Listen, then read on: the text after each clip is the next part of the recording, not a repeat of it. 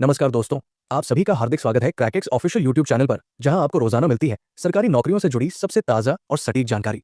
और आज मैं आपके लिए एक ऐसी सेंट्रल गवर्नमेंट जॉब लाया हूं जहां पर 10वीं पास से लेकर ग्रेजुएट तक हर किसी के लिए वैकेंसी है। यहां तक कि पोस्ट ग्रेजुएट के लिए भी है और बिल्कुल परमानेंट सेंट्रल गवर्नमेंट जॉब है। कॉन्ट्रैक्ट बेसिस का कोई चक्कर नहीं है। काफी सारे एग्जाम सेंटर भी यहाँ पे रहने वाले हैं। काफी सारी लोकेशनेशंस भी हैं। पूरी लिस्ट में आपको दिखा दूंगा। और अप्लाई कैसे करना होता है वो भी आपको बताऊंगा। इसकी तैयारी आप कैसे कर सकते हो, किन बुक से कर सकते हो, वो भी आपको बताऊंगा। तो आपका एक ही काम है कुल मिला के कि आपको वीडियो को पूरा देखना है, ताकि कोई भी इंपॉर्टेंट पॉइंट आपसे मिस ना हो। और अगर आप मेरे को पहली बार देख रहे हो ना, तो मैं आपको बता दूं, मैं डेली आपको 2 गवर्नमेंट जॉब बताता हूं। पहली वैकेंसी मैं आपको सुबह 10 बजे बताता हूं। वहीं पर बात करें दूसरे गवर्नमेंट जॉब की, तो ये मैं आपको बताता हूं रोजाना दोपहर 4 बजे क्रैकेक्स ऑफिशियल यूट्यूब चैनल पर, जो कि अभी आप देख भी रहे हो। तो सिर्फ देखना नहीं है, सब्सक्राइब करो, बेल आइकन दबाओ, ऑल के ऑप्शन पर टिक करो, ताकि जैसे ही मैं वीडियो डालूं तुरंत आप पे नोटिफिकेशन आए और सबसे पहले आप ही मेरे वीडियोस को देख पाओ। तो चलिए बात करते हैं आज की वैकेंसी की। तो देखो, आज की जो सेंट्रल गवर्नमेंट जॉब है, ये निकाली है सीएसयू ने। इसका मतलब क्या है? इसका मतलब है सेंट्रल संस्कृत यूनिवर्सिटी। तो इसी की तरफ से गवर्नमेंट जॉब निकाली गई है और परमानेंट सेंट्रल गवर्नमेंट जॉब है। आप देख ही सकते हो सेंट्रल। बात करें इंपॉर्टेंट डेट्स की, तो आवेदन की शुरुआत यहाँ पे हो चुकी है एंड अप्लाई करने की लास्ट डेट है 16 अप्रैल। काफी बच्चे फॉर्म भरने में गलती कर देते हैं, इसलिए पहले मेरे से सीख लेना और उसके बाद ही अप्लाई करना। बात करें एप्लीकेशन फी की, तो वो भी आपको 16 अप्रैल तक देनी होगी। एंड बात करें एग्जाम की, तो एग्जाम की डेट फिलहाल अभी यहाँ पे अनाउंस नहीं करी है, इसलिए लिखा हुआ है नोटिफाई लेटर। बाकी चलिए इससे आगे बढ़ते हैं। अब नेक्स्ट बात करते हैं एलिजिबिलिटी यानी क्वालिफिकेशन की। तो देखो, अगर आप 10वीं पास हो तो आप बन सकते हो एमटीएस यानी मल्टीटास्किंग स्टाफ। और अगर आप ग्रेजुएट हो किसी भी फील्ड में, तो आपके लिए 2 पोस्टें आई हैं। आप बन सकते हो एलडीसी यानी कि लोअर डिवीजन क्लर्क, या फिर स्टेनो यानी कि स्टेनोग्राफर। हालांकि स्टेनोग्राफर बनने के लिए आपको शॉर्ट हैंड आनी चाहिए। इस बात को आप याद रखना। अगर आती है तो ठीक है, नहीं आती तो आप एलडीसी में ही अप्लाई करना, वो आपके लिए ज्यादा बेस्ट रहेगा। बाकी बात करें यहाँ पे स्केल की, तो पे आपका काफी अच्छा है, पोस्ट वाइज है। जैसे कि अगर एमटीएस की बात करें तो इसका है लेवल 1 के अकॉर्डिंग, और लेवल 1 का मतलब है लगभग 32 के आसपास। वहीं पे बात करें एलडीसी की, तो इसका है लेवल 2 के अकॉर्डिंग, और लेवल 2 का मतलब है लगभग 38। वहीं पे बात करें स्टेनोग्राफर की, तो इसका है लेवल 4 के अकॉर्डिंग, और लेवल 4 का मतलब होता है लगभग 48 के आसपास। और वैसे देखो, पोस्टें सिर्फ ये 3 नहीं है, बहुत सारी पोस्टें हैं। लेकिन मैं आपको इसी के बारे में इसलिए बता रहा हूं क्योंकि इसमें एकदम सिंपल क्वालिफिकेशन मांगी है, कोई एक्स्ट्रा सर्टिफिकेट नहीं मांगा। कोई भी अप्लाई कर सकता है। साथ ही साथ कोई अनुभव, एक्सपीरियंस वगैरह आपसे नहीं मांगा है। तो एकदम सिंपल पोस्ट के बारे में बता रहा हूं ताकि आप सब अप्लाई कर पाओ।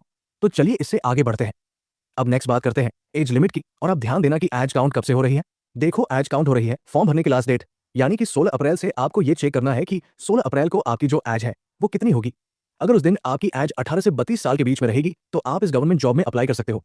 मैंने आपको जितनी पोस्टें बताई, ये तीनों पोस्टें, इनकी जो मैक्सिमम एज है वो है 32 ईयर जनरल कैटेगरी की। अगर आप रिज्यूम में आते हो तो आपको रिलैक्सेशन मिलता है। आपको पता भी होगा किसे कितना मिलता है। चलिए मैं आपको बताता हूं।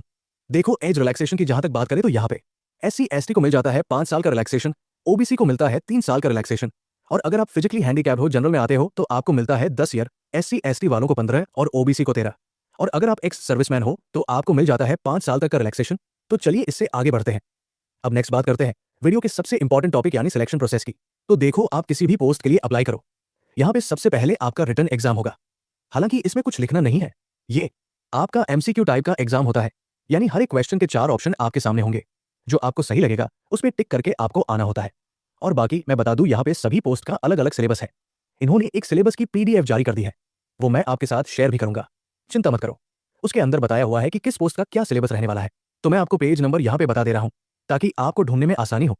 देखो, अगर आप एमटीएस के लिए अप्लाई कर रहे हो तो आपको जाना है सिलेबस वाली पीडीएफ के पेज नंबर 39 पर, आपको सिलेबस मिल जाएगा। एलडीसी वालों को जाना है पेज नंबर 35 पर, और स्टेनोग्राफर वालों को जाना है पेज नंबर 28 पर। तो जो बच्चे यहाँ पे एग्जाम को क्वालिफाई कर लेंगे, उसके बाद आपका ट्रेड या फिर स्किल टेस्ट होगा। जैसे कि अगर मैं एमटीएस की बात करूं तो एमटीएस में ट्रेड टेस्ट होगा, लेकिन अगर आप एलडीसी में अप्लाई करते हो तो आपका स्किल टेस्ट यानी कि टाइपिंग टेस्ट होगा। आपको हिंदी या इंग्लिश में से किसी भी एक लैंग्वेज में टाइपिंग करके दिखानी होती है। स्टेनोग्राफर की बात करूं तो आपका शॉर्टहैंड का टेस्ट होगा।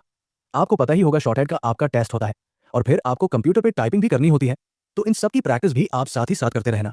बाकी बात करें कि आप एग्जाम वगैरह की तैयारी कैसे करोगे, तो देखो, आप वीडियो के डिस्क्रिप्शन में जाना। वीडियो के डिस्क्रिप्शन में मैंने बुक्स आपको दे दी है, और उन बुक से आप तैयारी कर सकते हो। जो भी सब्जेक्ट होते हैं, हर सब्जेक्ट की बुक आपको वीडियो डिस्क्रिप्शन में मिल जाएगी। तो चलिए इससे आगे बढ़ते हैं। अब नेक्स्ट बात करते हैं एप्लीकेशन फी की। तो फी यहाँ पे इनकी ज्यादा है, और इसी वजह से कम बच्चे फॉर्म को भरना पसंद करते हैं, और कंपटीशन भी कम होता है। अगर आप कंपेयर करो अदर गवर्नमेंट जॉब से, तो यहाँ पे जनरल, ओबीसी और ईडब्ल्यूएस की है 1000, वहीं पे एससी एसटी, फिजिकली हैंडीकैप की 500 और एक सर्विसमैन की भी 1000। तो कैसे आपको इस वैकेंसी में अप्लाई करना है, इसका notification, job location, exam centre, सारी चीजें चलिए मैं आपको बताता हूं। तो अप्लाई करने के लिए सबसे पहले आपको हमारे टेलीग्राम ग्रुप पर आना होगा, जहां पर आपको नौकरी का नोटिफिकेशन और अप्लाई लिंक मिल जाएगा। जो एग्जाम सेंटर है वो सब आपको आपकी प्रेफरेंस के अकॉर्डिंग मिलता है। चलिए मैं आपको जॉब लोकेशन, एग्जाम सेंटर ये सब बता देता हूं। देखो यहाँ पे अगर बात करें जॉब लोकेशन की तो यहाँ पे अलग अलग कैंपस रहने वाले हैं इसके सेंट्रल संस्कृत यूनिवर्सिटी के। हालांकि जो मेन है वो दिल्ली के अंदर है, हालांकि और भी जगह इसके कैंपस हैं। जैसे कि आप देख सकते हो वेस्ट त्रिपुरा, हिमाचल प्रदेश, उत्तराखंड, पुणे, महाराष्ट्र और भी यहाँ पे 12 कैंपसेस हैं। तो लोकेशन आपको आपकी प्रेफरेंस के अकॉर्डिंग मिलती है। एंड बात करें एग्जाम सेंटर की तो यहाँ पे दिल्ली, मुंबई, कोलकाता और बेंगलुरु, इन 4 बड़ी सिटीज में यहाँ पे एग्जाम सेंटर रहने वाले हैं। ये भी आपको आपकी प्रेफरेंस के अकॉर्डिंग मिलते हैं। सारी जानकारी तो मैंने आपको दे दी, लेकिन एक गलती है जो काफी बच्चे करते हैं, वो ये कि वो बस ऑनलाइन फॉर्म को भर के छोड़ देते हैं।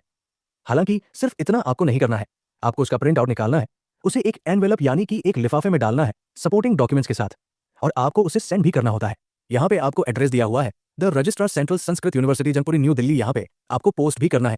और याद रखना आपका ये जो एप्लीकेशन फॉर्म है ये 1 मई तक यहाँ पर पहुंच जाना चाहिए। इसके बाद पहुंचा तो फॉर्म रिजेक्ट हो जाएगा, तो आपको ऑनलाइन भी फिल करना है और साथ ही में उसका प्रिंट आउट निकाल के उसे पोस्ट करना है।